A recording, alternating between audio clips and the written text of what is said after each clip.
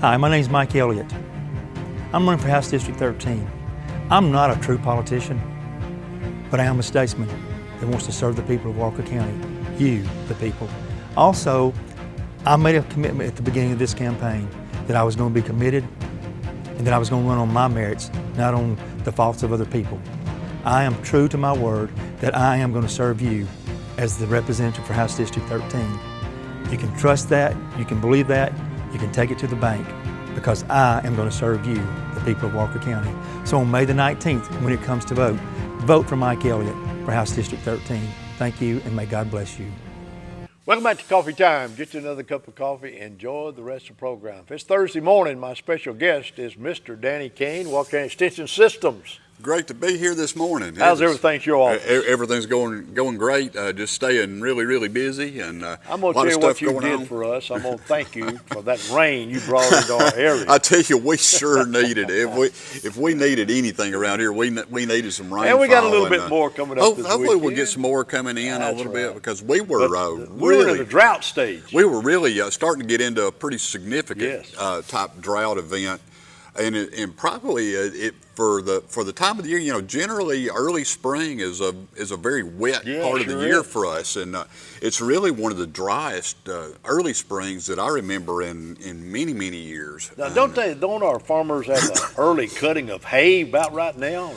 Generally, they'll be getting ready to do their first cutting here very soon. Those with does some that early rain variety. affect that? I mean, well, a couple of things.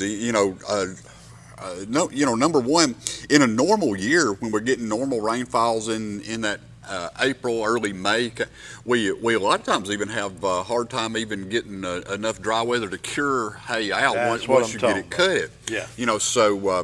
So from that standpoint, it might even be a little better, but certainly you do need the rainfall then to sustain the yield, because they're, particularly with Bermudas, which we grow a lot of for hay around here, you can get 3 to 4 cuttings a year off Bermudas, as long as the rainfall. All my guys up near my house, they get 3 a year. I watch them. I watch them every year. They get 3. Every once in a while, you can even squeeze a 4th cutting in there if the weather cooperates and stuff. But and people always ask me about the weather, and and there just really is no average weather anymore. I mean, we just seem to be from drought conditions to overly wet to in this past month, for example, we went all the way from the low 20s to the upper 70s. That's right. And and everywhere in between, and it makes growing things and planning to grow things and all that kind of stuff in your garden makes it very tough. Yes. And now, talking about planting, growing things, what about the farmers market? Yeah, the farmers market. They are, of course, our farmers market there is on the airport road, just right next door to the office. So if you know where our office is, you can find the farmers market, or vice versa. But they are open right now. The only thing that we have crop coming in, or crop-wise, are strawberries. Strawberries come in, very early. One of the first things that come in as far as a vegetable crop or fruit crop around here. And so we have a few producers that grow strawberries that are at the market. It's open Tuesday, Thursday, Saturdays. Tuesday, Thursday, Saturday. What time they open? 8 a.m.? Yeah, or most of the time they're there before that. 7:30, 8 o'clock.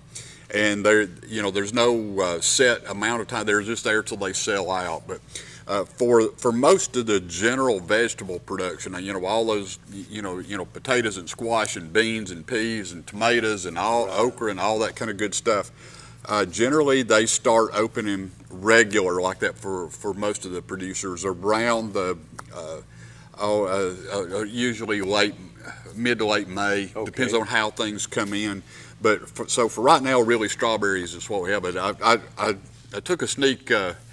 Just a little. I called it a quality check down there, but which actually means I just snuck a few samples. Sure, you did. So and they're really good this year. So if you hadn't got your strawberries good crop on strawberries. Absolutely, and I thoroughly recommend it. And good locally grown type stuff, and we're and so So Tuesday, Thursday, Saturdays. Tuesdays, Thursdays, and Saturdays, and we'll we're here.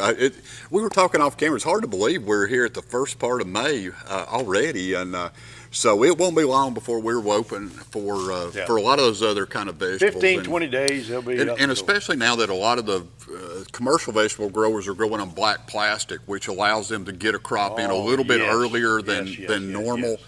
Because that plastic kind of absorbs the heat a little better, so they can actually get in ahead of what those of us that grew up traditional gardening or farming in ground can do. Do we have a pretty good corn crop with our farmers here locally?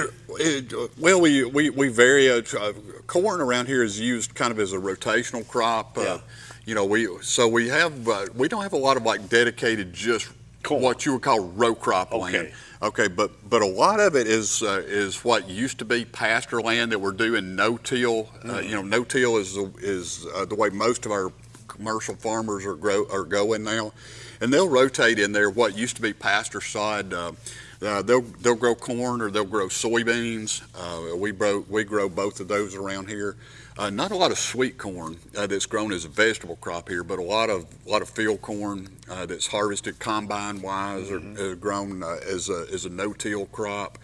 A lot of we had a fair amount of wheat this year for our area. And of course wheat's if not already, it's fixing to be in a stage where they can harvest wheat, or they've already done all the burn down and such as that. Haven't got any reports in on yield yet, so we're still kind of looking for that. But that's kind of where we stand with the traditional farm crops and things. But hopefully we can maintain this. The problem with our rainfall here, we're talking about rainfall. The problem that we generally have here in our part of Alabama is. Alabama statewide will average about 52 inches of rainfall a year, and we tend to get that in about 3 2-week periods, through the year. So if we could kind of space that out a little bit better, we'd be a lot better off. And it's the same is true with temperature. We're all over the place with temperature. We get late freezes and we get early frost sometimes in the fall. We get super hot during the summer. But on average, all the way through, we've got great conditions here if you could just grow things on average. Well, this weekend coming up, we're going down 39 or 40. Yeah, it's going to be back up. Time to grab the jacket out of the closet. But it'll jump up in 2 days. Welcome to Alabama. That's all right. One of my favorites that come in every year, and I hadn't seen any lately at my house, but I'm asking you to when do them hummingbirds coming in? Yeah, I'm still looking for them. They've been a little bit late up our part of the state anyway, or seems to. And I haven't had a lot of people call and say they've seen hummingbirds at their feeders, yet. And a lot of times that's just kind of, as I say, the way it is. That's right. But generally we don't see them in any kind of a big number up in our part of the state, usually starting about mid-May or so. Okay. So we're still a little bit about early. 2 weeks away. Yeah, a couple of weeks or so. You should start to see them in and around your feeders, and then we get on into late May, into the summertime, and you should start to see them pretty regular. And we talk about this every time. They fly across the street. Yeah, of course, all the hummingbirds here in our part of the state. Predominantly, the species we see is the ruby throat hummingbird, and that's about 99% of what we see. There's another species called rufus that we occasionally see, but most of them are ruby throat hummingbirds, and they're migratory. They stay here during the summertime. Usually they arrive in South Alabama sometime during March. Okay. Really. Work their way up here, and then they actually go northward all the way up through the Ohio Valley, up further north than here, and they'll stay here till usually in about early October or so, late September, early October, and then they migrate back south all the way across the Gulf of Mexico. That's amazing. It's you tell me that every time we talk about them. 2 to 3 weeks in the air. That's amazing. It's unbelievable, really. And but people always ask, they're wonderful little birds, and we enjoy. We keep a couple of feeders up on our back patio or back deck, and and we enjoy sitting around, having a cup of coffee or something, watch the hummingbirds come and go. And so I thought we'd talk just a minute or two, real quickly about hummingbirds, and a couple of things that people don't realize really, or maybe have never really thought about. Everybody always asks me, how, really how big is a hummingbird? Yeah. Because a lot of times you want to go by and you'll think it's a bee or or one of those carpenter bees or something like that. An actual grown-up hummingbird will weigh somewhere around about 1/10 of an ounce. A tenth of an ounce, which is about the size. Not even an ounce. No, which is about the weight of a large paper clip. Come on. And so we're talking about very small, tiny birds. Fact is, I had one time that found its way into I had an inside garage, and I left the door open and had one that got in the garage, and I couldn't net it with a regular net to get it back out. So I had an aquarium, and I netted it in my fish tank aquarium. Good. And so we moved it back out that way. But they're very small, and 1/10 of an ounce. About 1/10 of an ounce, give or take. And I did not realize it. It's pretty amazing. And we talk about what they eat now. And most people are familiar with the fact that hummingbirds, the main part of their diet is going to be plant nectar, or that sugary substance that we get out of flowers and other plants.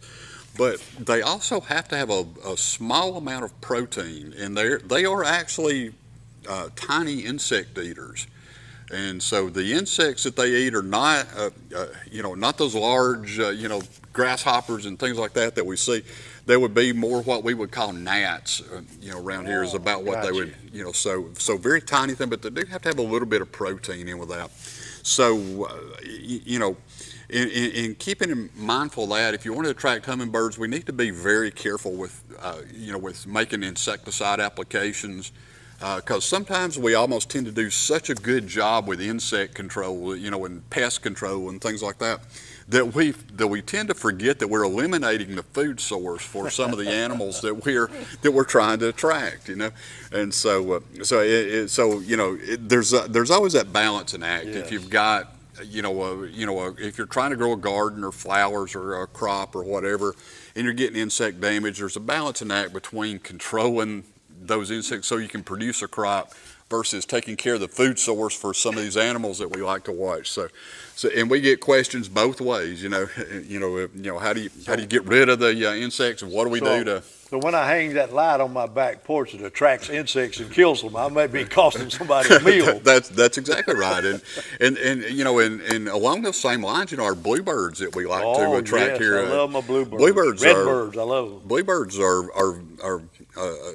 likewise, the majority of a bluebird's diet are insects. Caterpillars and worms and grasshoppers and all that kind of thing. So we have to be mindful of their food source. But anyway, with our hummingbirds, very easy bird to attract with just a standard feeder. And I brought an example of one here. This is one that I actually use in my yard. And the first thing that you'll notice about it is that it's color red. Yes. Okay. So hummingbirds are generally attracted to things that are red in color, and we think that's probably more in association with they associate it with the color. That's the color of flowers. Although they perceive red a little bit different than the way we perceive the color red, but that seems to be what they would recognize as a flower color, which means food source. Okay. Now, once upon a time ago, what we recommend, the standard hummingbird feeder was clear, like a mason jar or an old pickling jar. Yes. And we would put red food color in or red dye or something in the nectar mix that we put in there. We don't recommend that anymore because even though it, there's still a lot of research going on, there's some schools of thought that says, that even something as simple as food coloring or food dye is harmful to them. So there's really no use to even take a chance, because now most of our feeders come in a already red color.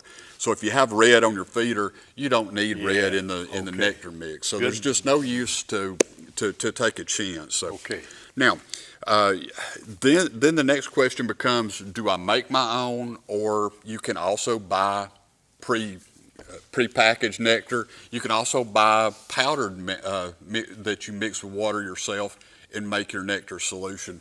And I've always advocated and always said that you're better off to make your own at home. Because we know what goes in there, we can make sure that it don't have any of those red colors or anything that's added in there. And the simple, it's so simple to do. The simple recipe is 4 parts water, 1 part sugar. That's it. That's all that goes in there. And it's 4 parts water, 4 cups of water. 4 cups of water, 1 cup of of sugar.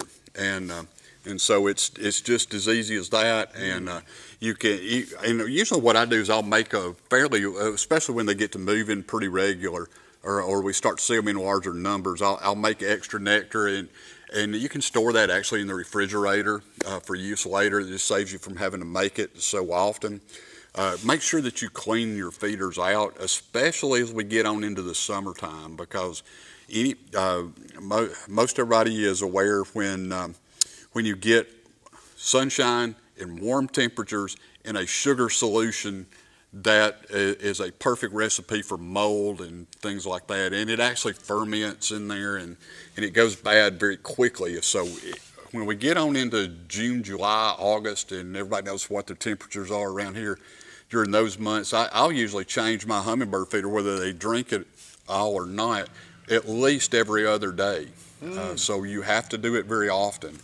And the warmer it gets, the more often I clean it out. But back to the solution that we use. Again, I always get asked, you only use plain white table sugar, that granulated, table sugar, not confectioner sugar. No substitutes, real sugar. No sugar substitute. Okay. People always ask me about honey, yeah. and honey is. I can't think of a single thing that honey is not good for, except for putting in hummingbird. Don't feed. put it. Yeah, and the reason is this: the hummingbird digestive system, they can only digest very simple sugars like table sugar. Honey and those type are more complex carbohydrates, complex sugars. They can't digest them, so they will actually eat it. And if you put a lot of honey in the mix at your feeder, they will come, they'll eat it, and they will practically starve to death while they're eating, okay? Because they can't digest it. Okay. So nothing more than just plain table sugar. Clean it out very often. Make now, sure. how much is it? A quart? Is that a quart? That's about a pint. A pint. Yeah, okay. Yeah. Yeah, I'm sorry. No, you're right. It's about a quart. It's about a quart. Yeah. Every day refill. Well, what I do when it gets hot is I will about every other day, what's left in there, I'll just simply pour it out. Okay. Because that's my question. And then I'll make some fresh, and I'll make sure that it stays fresh. About every other day. Now this time of the year you can go a little longer because we don't have those really hot temperatures, and so you can maybe clean it out a couple of times a week or so. But the most important thing is that you keep it fresh, keep your hummingbird feeders cleaned out, not only from the standpoint of moles and things that ferment inside there, but also especially if you get a lot of birds coming and going, there's a potential to transmit diseases from a feeder. So it keeps your feeder more sanitized. Let me ask you about communication. This hummingbird comes to my house and finds what I got hanging there for him, and the next day I got 30 birds. That's right. That's communication. On some form, they know where to go get food. Some form of communication. Now, what's very interesting, in kind of along those lines, in the fall, usually late September, early October, all of a sudden one day you'll notice a massive amount of hummingbirds around your feeders. Probably 2 or 3 times the number that you've been seeing all summer long. And that'll last for a few days or a week or so, and then all of a sudden you'll get up the next morning and they're completely gone.